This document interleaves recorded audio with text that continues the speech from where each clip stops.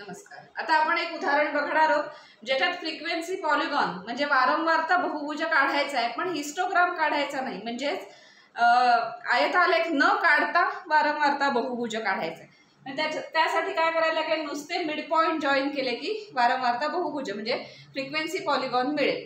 पण जे टेबल दिलेलं आहे त्याच्यामध्ये फक्त वर्ग आणि एफ जे काही नाव दिलेलं असेल ते आता आपण फक्त एक्स आणि एफ एवढंच घेतोय. तर हे सलग वर्ग आहेत ना, एकदा चेक करायचे. ते एकदा सलग वर्ग झाले की आपल्याला इथे प्लॉट करायला बरं पडतं. एक्स ऍक्सिसला आपण काय करणार, एक्स ऍक्सिसचा 0 to 1 जे डिस्टन्स आहे ते निग्लेक्ट करा की दुर्लक्ष करा, कारण पुढच्या सेंटीमीटर पासून आपण ते ऍक्च्युअल डिस्टन्स घेणार आहोत. तर 1 to 2 सेंटीमीटर पण आपण सोडून देणार आहोत. त्याच्या पुढे 10 सेंटीमीटर सेकंड सेंटीमीटर पासून आपण हे नंबर्स घेणार. 100 to 150, 150 to 200, 200 to 250 आणि 250 to 300 एवढे क्लासेस असणार आहेत. आपण ऍक्च्युअली आयतालेख काढायचा नाही, हिस्टोग्राम काढायचा नाही, पण क्लासेसच्या ज्या काही बाउंड्रीज आहेत त्या इथे आपण लिहून घ्यायच्या, म्हणजे हिस्टोग्राम काढला असतं ते असं सलग आलंच. वाय अक्षावर वाय ऍक्सिसवर आता हे किती पॉइंट्स आहेत त्याप्रमाणे आपल्याला काय पटीत 1 सेंटीमीटर घ्यावा लागेल ते बघायचं. मॅक्झिमम 25 आहे आणि 5-6 ओळी तर असतातच ते, त्यामुळे 1 सेंटीमीटर इज इक्वल टू 5 चालेल. त्यामुळे 5, 10, 15, 20, 25, 30 त्यापैकी 25 पर्यंत आपल्याला तो पॉलिगॉन काढायचा, डायग्राम काढायची. आता काय करायचंय, ह्या टेबल मध्ये मिड पॉइंट काढून घ्यायचे, म्हणजे मध्य काढून घ्यायचे. कोणाचे? वर्गांचे, म्हणजे वर्ग मध्य. क्लास मीन असतात ते काढून घ्यायचे वर्ग मध्य. आता हे तोंडी येईल का? तोंडी आलं नाही तर सरळ काय करायचं, 150 + 100/2 असं करायचं. म्हणजे ते किती झालं, 250. 150 अधिक 100 ना, 250 झालं. 250 चे निम्मे किती, 125. त्यामुळे तोंडी येईल हे 125, इथे येणार 175, इथे येणार 225 आणि 275. हे त्याचे मिड पॉइंट झाले. आता हे मिड पॉइंट्स आपण इथे बघायचे आणि त्याच्यावरून हे एक्स ऍक्सिसवर आणि हा वाय ऍक्सिसवर असे आपल्याला प्लॉट करायचे आहे. तर 125 हा पॉइंट इथे बघायचा. आता 100 to 150 याच्यामध्ये एक्झॅक्टली असणार ना, जसं हिस्टोग्रामला म्हणजे आयतालेख काढला तेव्हा आपण सेम असंच केलं होतं ना. ह्या दोघांचा मिड पॉइंट आपण शोधला होता, तो मिड पॉइंट असणार आहे. तो 125 असणार इथे बरोबर. मधली जी जर अशी फेंट लाईन असते 5 मिलीमीटरची ती इथे मिड पॉइंट असणार आहे. इथे 125 येणार हे, आणि त्याला एफ किती आहे, 17. म्हणजे हा पॉइंट प्लॉट करायचा, हा एक्स आणि हा वाय असं घेऊन आपण XY पॉइंट प्लॉट करतो भूमितीमध्ये, तसंच इथे आता करायचं. हा 125 आणि 17 कुठे येईल ते बघायला लागेल. 5 आणि 20 च्या मध्ये 10 लाईन्स आहेत, म्हणजे 5 नंबरसाठी 10 लाईन्स आहेत. म्हणजे 2 लाईन्स एकेका नंबरसाठी आहेत. त्यामुळे 15 नंतर 2 लाईन झाल्या की 16 होईल आणि 4 लाईन झाल्या की 17 होईल. म्हणजे 17 असं इथे कुठेतरी असणार. मग एक ह्या बाजूने एक 17 ला आणि ह्या बाजूने एक 125 ला इथे आणायची, पट्टी लावायची आणि तो पॉइंट कुठला आहे तो इथे प्लॉट करायचा.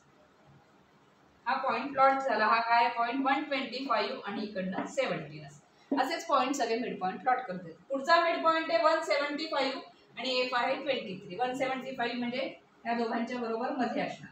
इथून आपण असं वरती जाणार आहोत आणि 23 हा 20 आणि 25 च्या मध्ये 21, 22, 23 म्हणजे 6वी लाईन येणार आहे इथे. साधारण इकडनं असा इथे येईल आणि इथून हा असा इथे. तर ग्राफ पेपरवर तुम्ही एक्झॅक्ट पॉइंट प्लॉट करा, कारण मिलीमीटरच्या पण रेषा असतात. ते सगळं मोजून व्यवस्थित पट्टी लावून त्याप्रमाणे पॉइंट प्लॉट करायचं. जसं भूमितीत ॲक्युरेट म्हणजे जॉमेट्रीमध्ये ॲक्युरेट पॉइंट प्लॉट करावे लागतात कोऑर्डिनेट जॉमेट्रीसाठी, तर तसेच इथे ॲक्युरेट पॉइंट प्लॉट करायचं. 200 to 250, 225 आणि त्याला करस्पॉन्डिंग काय एफ आहे 20 आहे. तर ठळक लाईनच असणार आहे 20 आणि इकडून आलेला हा 225 म्हणजे साधारण इथे येईल. इथून 20 इथे येणार आणि इथून पुढचा आहे 275 आणि 25. म्हणजे हा 275 ह्या दोघांच्या मध्ये आला बरोबर आणि याला 25 म्हणजे इथून असं येईल.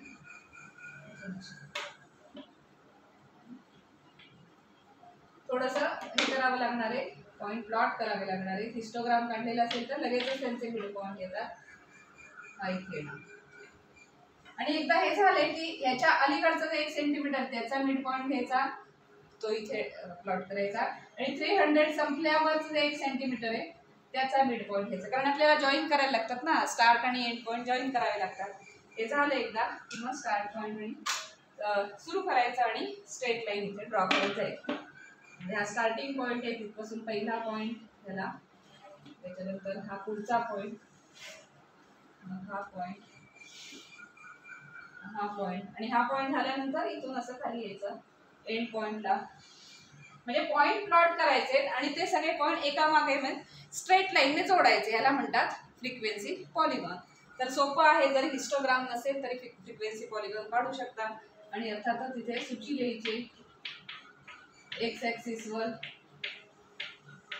1 सेमी बरोबर काय आहे, 1 सेमी बरोबर आपण 50 युनिट्स असं घेतलंय. 50 ते काही नाव असेल ते इथे, आता मार्क्स असतील किंवा म्हटलं तसं उत्पन्न असेल, झाडांची संख्या, जे जे काय असेल ते आहे 51 सेंटीमीटर. आणि वाय अक्षावर काय आहे 1 सेंटीमीटर बरोबर 5 युनिट्स.